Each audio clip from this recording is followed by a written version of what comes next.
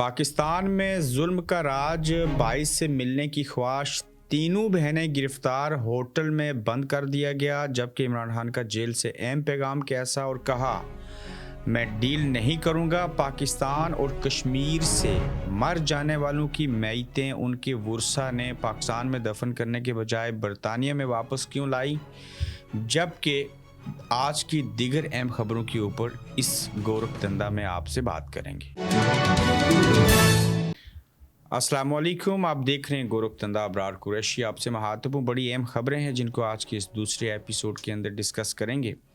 पहले तो हम इस बात के ऊपर अफसुर्दा हो रहे थे और एक औरत को, किसी की बहन को और किसी की माँ को सड़क किनारे तपती धूप में बैठ के सोच रहे थे कि ये साबिक वज़ीर-ए-आज़म की बहन है, पाकिस्तान के हीरो की बहन है और वो भी बड़ी बहन है। अलीमा खान उसका नाम है। तो वो धूप में बैठी है और उसके पास कोई बंदा बैठा हुआ नहीं है सवाए सहाफ़ियों के और फ़ोटो बनाने वालों के।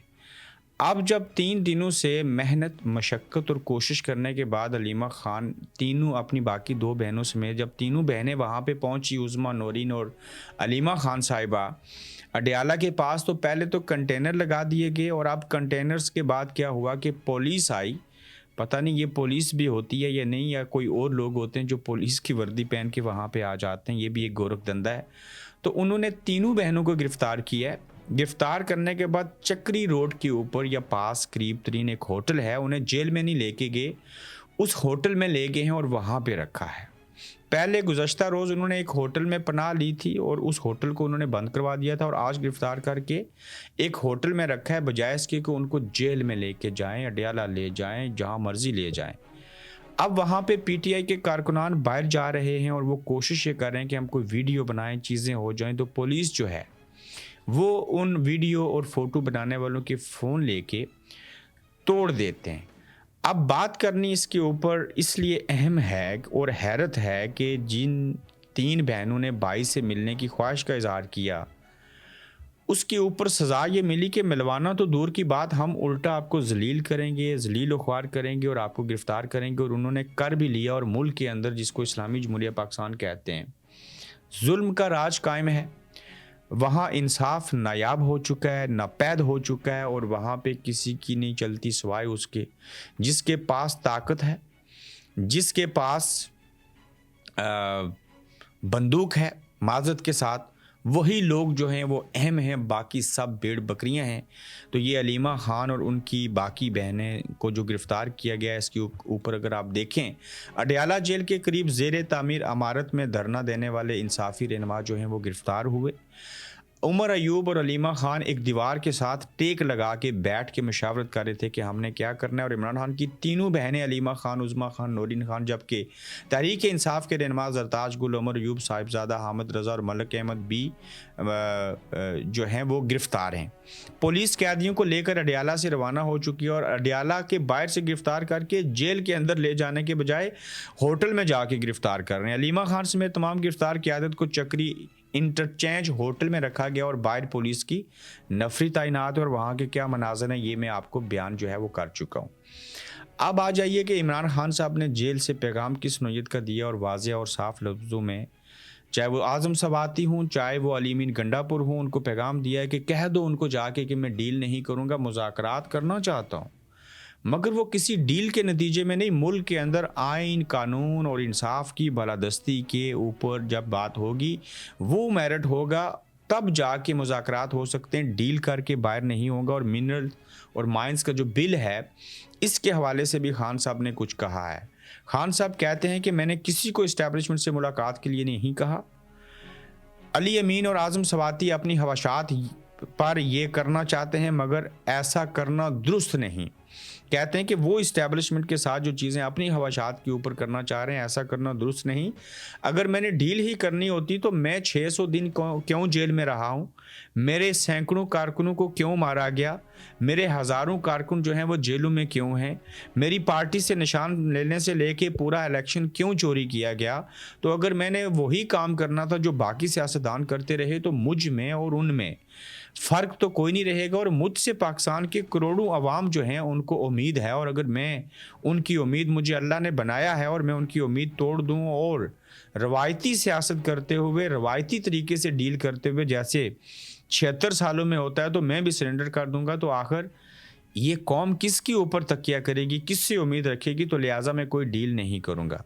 कहते हैं कि मैं हर तरह के मुज़ाकरात के लिए तैयार हूं, मगर याद रहे आइन की बलादस्ती शर्त अव्वल है, उसके बगैर कोई कंप्रोमाइज़ नहीं हो सकता। माइंस एंड मिनरल्स बिल पर अली अमीन और ज़िम्मेदार एक जामिया रिपोर्ट पेश करें, उसके बाद फैसला किया जा सकता है कि तब तक कोई पेशरफ्त नहीं होनी चाहिए। जब तक एक रिपोर्ट मरतब नहीं की जाती, पूरे हालात का अहवाल नहीं बताया जाता, उस वक्त तक कोई भी पेशरफ्त नहीं होनी चाहिए और कुछ भी नहीं करना चाहिए। मज़ीद कहते हैं कि पिछले 7 महीनों से मेरे एसोसिएट्स को मुझसे मिलने नहीं दिया जा रहा, हत्ता कि मेरी बहनों को भी मुझसे मिलने की इजाज़त नहीं मिल रही। ये सब ताकतवरों के डर को ज़ाहिर करता है। तो ये खान साहब का उसके ऊपर जो है वो रद्द अमल है। मैतें जो पाकिस्तान और कश्मीर से लाई गई हैं उसके ऊपर मैं बाद में आता हूँ, पहले ये 2 नुक्ते में और आपके साथ डिस्कस कर लूँ। अदलिया की बेबसी अरूज के ऊपर है और कैसे है ये आप देखिए और जानिए और सुनिए। हालात ये हैं कि मुतनाज़ा तरीन पीका तरमीमी एक्ट कालदम करार देने की दरख्वास्त पर इस्लामाबाद हाई कोर्ट के जस्टिस इनाम अमीन मनास ने पहली समाअत 10 फरवरी को की और नोटिस जारी करके हुकूमत से 2 हफ्ते में जवाब तलब किया, लेकिन 2 हफ्ते के बाद के बजाय आइंदा तारीख 2.5 माह बाद आज 17 अप्रैल की मुकर्रर कर दी गई।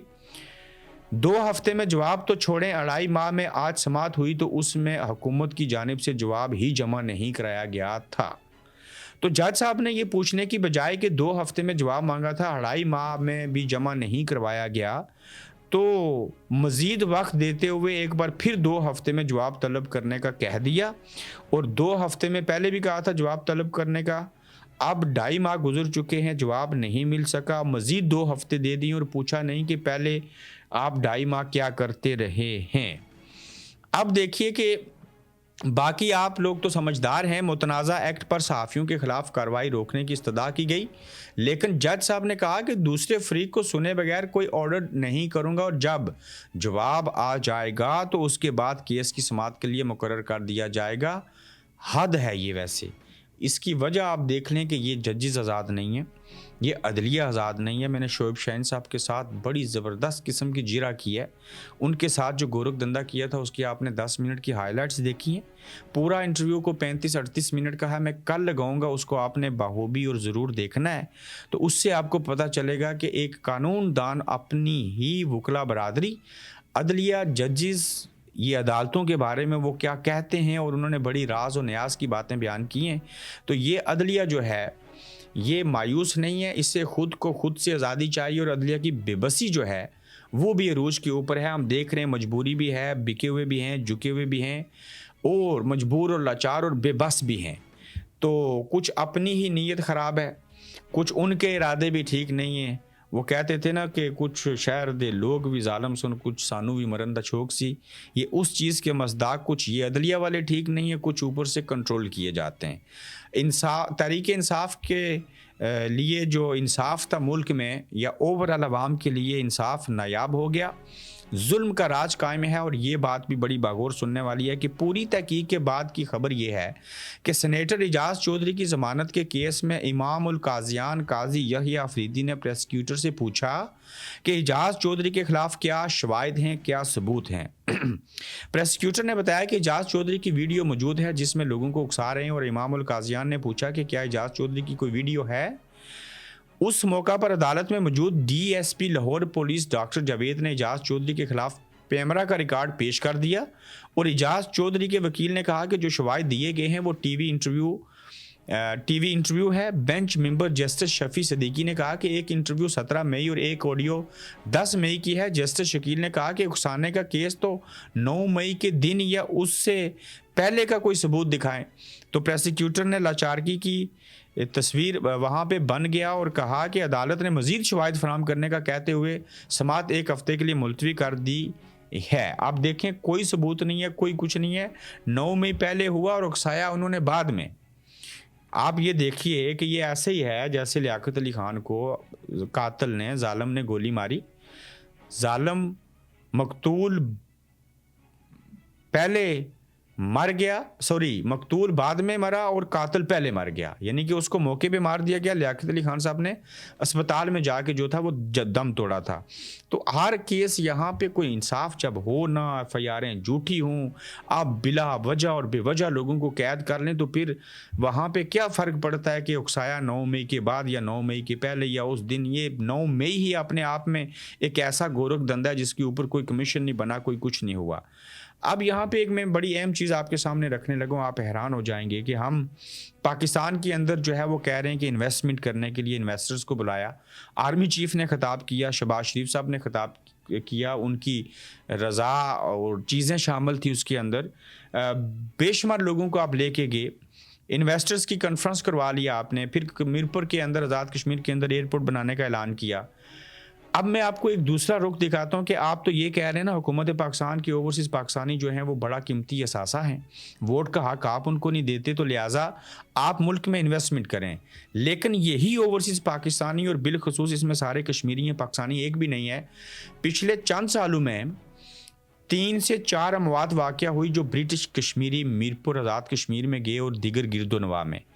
उसमें कोई किसी की बीवी थी, कोई भाई था, कोई किसी की माँ थी, कोई वालिद था। वो लोग वहाँ पे फोत हो गए, दौरान हॉलीडे गए हुए थे छुट्टियों के ऊपर, और बाज़ लोग 3-3 6-6 माह भी रहते हैं। तो ज़ाहिर है उनके बच्चे, उनके पड़पोते पोते नवासियाँ नवासे सारे जो हैं 4 नस्लें इंग्लैंड में हैं।